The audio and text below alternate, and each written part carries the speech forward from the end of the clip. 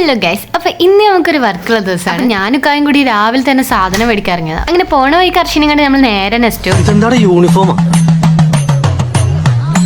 രമേശിന്റെ മേടിച്ചേ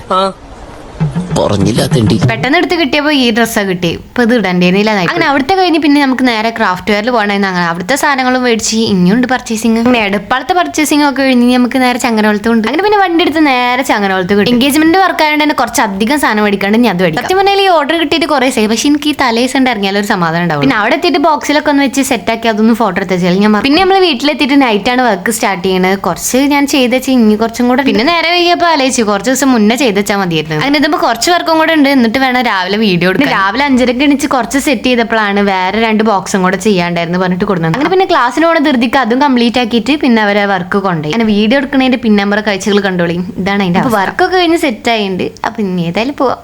അപ്പൊ അത്രേ ഉള്ളൂ.